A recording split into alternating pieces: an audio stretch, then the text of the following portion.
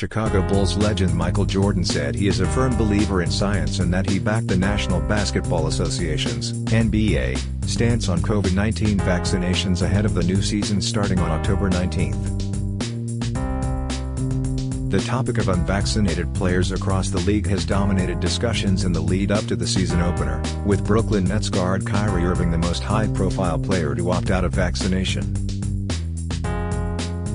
The NBA does not require its players to be vaccinated against COVID-19 to play, but referees and other staff who have close contact with players are required to be fully vaccinated to continue in their roles.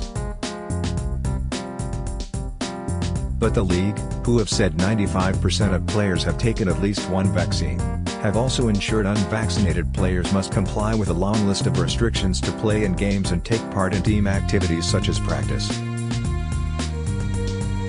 For six-time champion and Hall of Famer Jordan, who played 13 seasons with the Bulls and currently owns the Charlotte Hornets, said he was not concerned by the league's protocols. Not at all. In total in unison with the league, Jordan said on NBC's Today Show on Monday. "I'm a firm believer in science and am going to stick with that, and hopefully everybody abides by whatever the league sets the rules. I think once everybody buys in, we're going to be fine." The issue around player vaccination is increasingly fraught in New York City and San Francisco, with city mandates changing the landscape back in August. Both cities announced that they require that NBA players on home teams be vaccinated or they will be refused entry into arenas, directly affecting the Knicks, Nets, and Golden State Warriors. Entry to the Warriors Chase Center requires double vaccination, whereas Knicks and Nets players are required to have at least one dose to be made eligible. The Knicks organization announced that all players have been vaccinated, but Irving, who is on a 4-year, $136 million deal, continues to prove a headache for the Nets front office.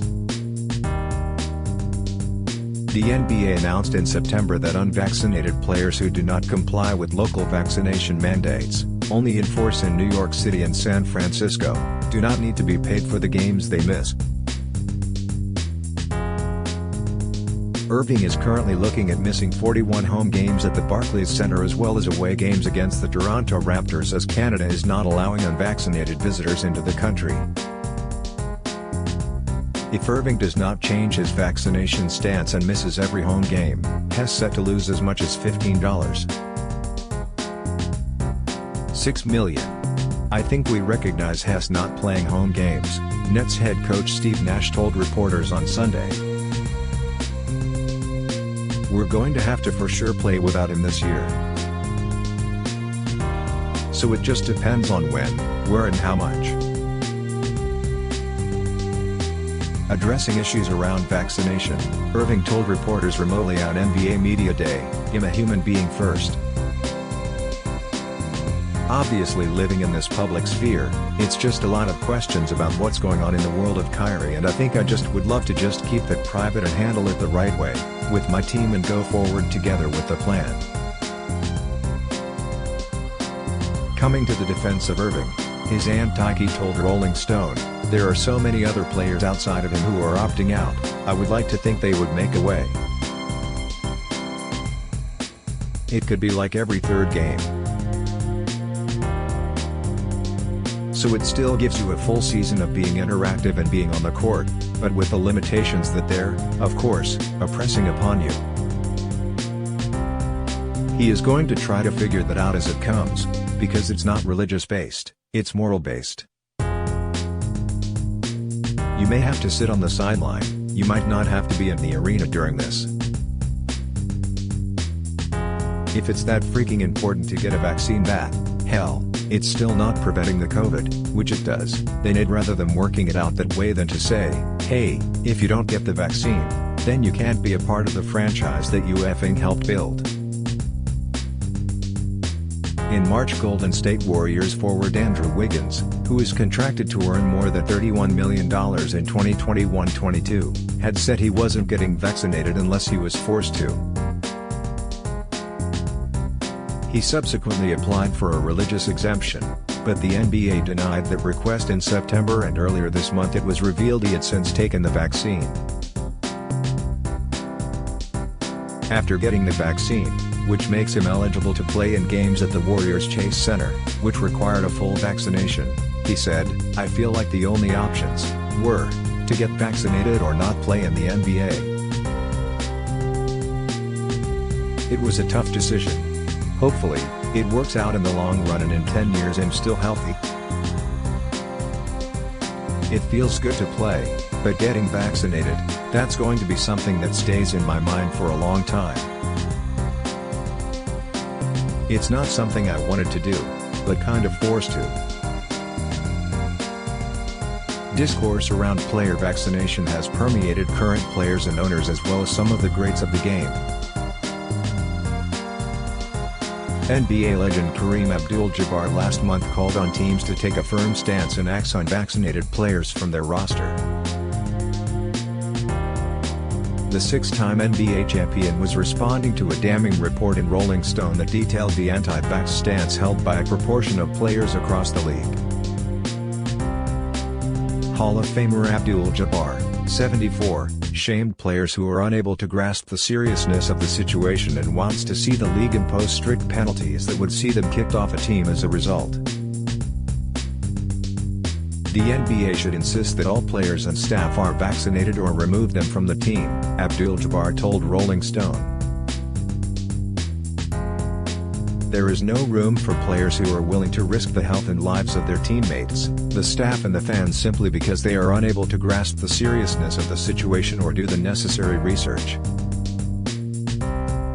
Washington Wizards franchise star Bradley Beal is not under a city mandate to be vaccinated, but he revealed at NBA Media Day that he had not taken up the chance to take the vaccine before questioning why so many have done so.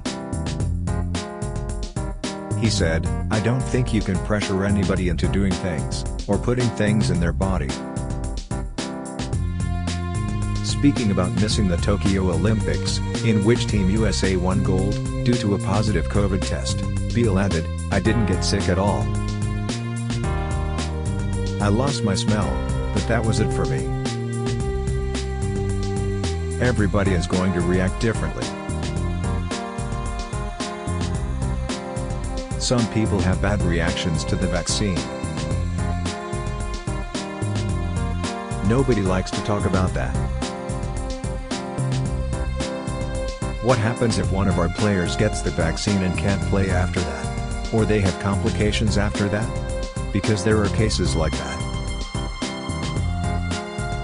There is currently no evidence to support Beal's view of professional NBA players missing games due to a reaction to a COVID vaccine." Jonathan Isaac of the Orlando Magic has been very public that he remains unvaccinated. "I understand that the vaccine would help if you have COVID, you'll be able to have less symptoms from contracting it," Isaac said last month. "But with me having COVID in the past and having antibodies, with my current age group and physical fitness level, it's not necessarily a fear of mine. Taking the vaccine, like I said, it would decrease my chances of having a severe reaction, but it does open me up to the albeit rare chance but the possibility of me having an adverse reaction to the vaccine itself." Back in March, NBA Commissioner Adam Silver was optimistic that most players would take up the offer of a COVID vaccine. "I think, as to those who have been hesitators, as tens of millions of people now in the United States have gotten the vaccine, that people are seeing, at least in the short term, what the impact is, and they're hearing about how incredibly effective these vaccines are," he said. "My hunch is that most players ultimately will choose to get vaccinated. They have to make personal decisions at the end of the day, and I take that very seriously, and I take concerns very seriously. But my sense is most players will, ultimately, decide it is in their interest to get vaccinated." The NBA Players Union, unlike the Referees Union, did not agree to mandated vaccination ahead of the 2021-22 season, which starts next week.